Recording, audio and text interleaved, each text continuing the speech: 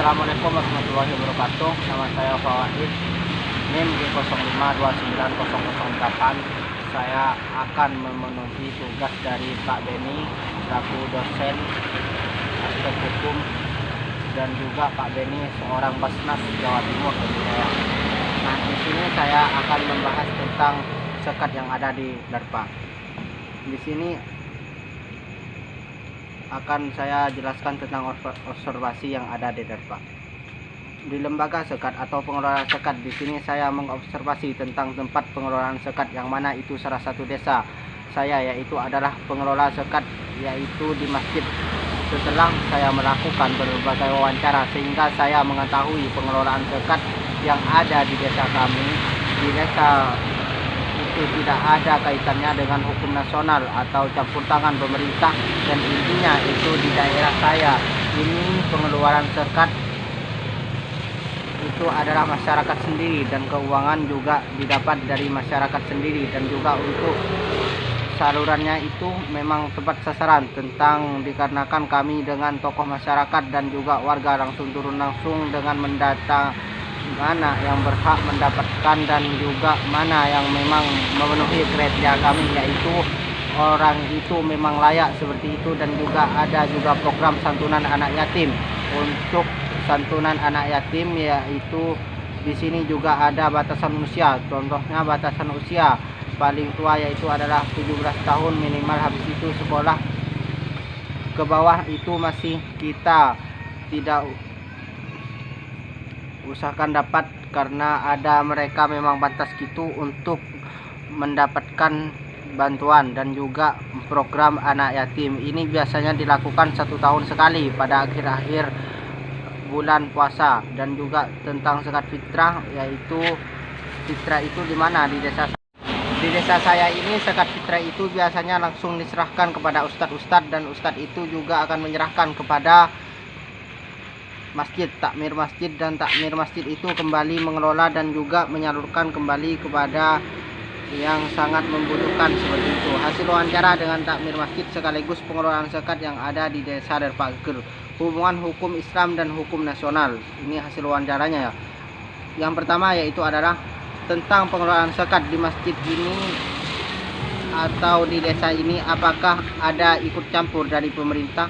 Masih belum ada hubungannya atau tanpa ada hubungannya dengan pemerintah, dikarenakan di sini adalah salah satu desa yang sangat terpencil tentunya, dan untuk pengelolaannya itu dikelola sendiri dan juga masyarakat, dan hasilnya itu juga dari hasil masyarakat sendiri, dan juga nanti hasilnya itu didistribusikan kembali kepada masyarakat yang memang betul-betul membutuhkan. Kita survei langsung dengan masyarakat yang ada di desa ini. Semisal di salah satu desa ada salah satu dusun ada beberapa rumah warga yang sekiranya ada untuk mendapatkan itu, turun langsung ke lapangan tersebut seperti itu, dan yang memang betul-betul berhak untuk menerima bantuan tersebut. Pertanyaan yang kedua yaitu adalah yang ada di masjid ini program apa saja yang bersentuhan langsung dengan masyarakat. Untuk program yang ada di sini itu adalah ada program santunan anak yatim, yang mana ini adalah 1 tahun 1 kali. Itu biasanya dilaksanakan pada akhir bulan Ramadan, dan untuk keuangannya itu didapat dari mana? Untuk keuangan sendiri yaitu alhamdulillah ada saja, contohnya dari kotak amal dan lain sebagainya. Intinya itu murni, tidak ada murni dari masyarakat sendiri, tidak sangkut paut dengan bantuan-bantuan lain sebagainya. Bantuannya itu ada cuman berupa bantuan dari masyarakat, yang contohnya dari masyarakat petani atau lain sebagainya. Yang kedua yaitu adalah regulasi zakat di Indonesia. Yang pertama, apakah ada persimpangan antara pengelolaan zakat yang ada di sini dengan lembaga-lembaga pemerintah? Mungkin tidak ada penyimpangan dari ajaran Islam, karena di sini menganut tentang referensi kami pengelolaan zakat ini sesuai dengan ajaran-ajaran Islam yang terdahulu seperti itu. Ditanyakan persimpangan antara lembaga, tidak ada sama sekali, sama aja, cuman bedanya di sini langsung uang itu kami dapat diri sendiri, juga pengelolaannya itu kami kelola dengan sendiri. Yang kedua, apakah ada strategi untuk menghimpun untuk masalah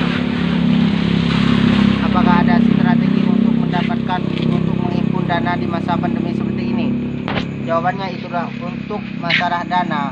Di sini tidak pernah khawatir kekurangan dana dikarenakan itu semua langsung dari Yang Kuasa. Tentunya rezeki itu tidak ada orang yang tahu. Rezekinya orang yang tidak punya itu ada di orang yang punya.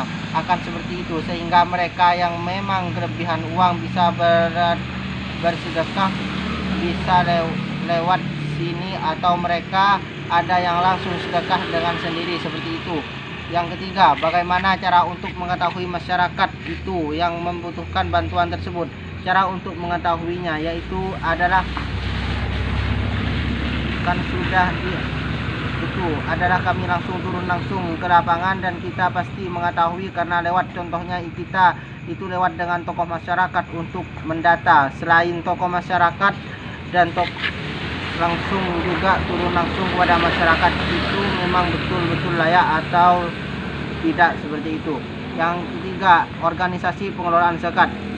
Apakah ada pengawasan?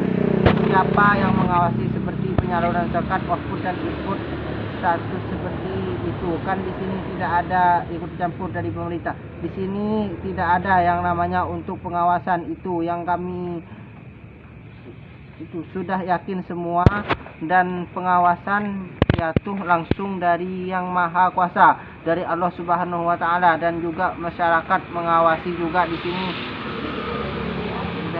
Di sini transparansi saja tentang pengelolaan zakat, pemasukan beberapa pengeluaran beberapa, semisal itu ada lebihnya yaitu adalah masuk kepada masjid seperti itu, masuk kepada kas masjid. Apakah ada laporan keuangan tentang pengelolaan yang ada di sini? Untuk laporan keuangan itu yang jelas ada, yaitu adalah bagaimana output dan inputnya itu biar jelas, biar tidak memang betul-betul real bahwa uang masuk berapa dan keluar berapa, sehingga kita memilih keuangan tersebut. Perizinan lembaga zakat. Apakah ada prosedur untuk melakukan perizinan tentang pengelolaan zakat yang ada di sini? Untuk perizinan sendiri tidak ada, karena di sini diangkat oleh masyarakat, jadi sehingga yang ada di sini sudah dipercaya oleh masyarakat dan juga mengetahui prosedur-prosedur, harus mengetahui prosedur-prosedur tentang ajaran Islam. Kalau memang sudah mengetahui, ya sudah, nggak apa-apa mengelola dan juga mempermudah. Tentunya untuk pengelolaan ini semakin banyak sumber daya manusia, maka semakin mudah juga untuk mengelola zakat yang ada di sini seperti itu. Apakah ada pandangan bulu untuk pengelolaan zakat yang ada di desa ini atau dusun ini? Oh, kalau itu tentu saja tidak ada, karena kami di sini sudah ditekan kembali, kami di sini semua yaitu adalah diangkat oleh masyarakat dan juga kembali ke masyarakat untuk mengelola ini yang memang betul-betul mempunyai tanggung jawab seperti ini. Seperti itu. Kalau memang masih belum memenuhi kriteria sehingga tidak akan diuraikan oleh masyarakat atau tokoh masyarakat, maka otomatis tidak bisa seperti itu. Setidaknya paham tentang masalah agama, fikih dan lain sebagainya, paham seperti itu. Syarat amil zakat. A. Mengapa seseorang untuk menjadi amil zakat itu harus memenuhi syarat tentang syariat Islam? Ya, karena pengelolaan itu juga berat. Selain juga kalau di sini ya SK dari bisa dikatakan itu mendapatkan SK dari Tuhan, amanah dari Yang Kuasa, dan juga sudah di SK oleh masyarakat juga itu, yaitu adalah pengembangan amanah, yang mana amanah itu sangatlah berat dan itu adalah merupakan tugas suci kita. Bagaimana kita itu memang harus benar-benar bersih seperti itu. Untuk pemberdayaan, untuk perda zakat. Nah, itu di sini ya itu adalah karena kami langsung dari masyarakat, tentu masih belum sampai seperti itu. Mungkin wawancara cuman bisa sampai di sini. Apabila ada kesalahan mohon maaf. Wassalamualaikum warahmatullahi wabarakatuh. Demikian tugas yang saya bisa paparkan, kurang lebihnya mohon maaf. Cukup sekian. Wassalamualaikum warahmatullahi wabarakatuh.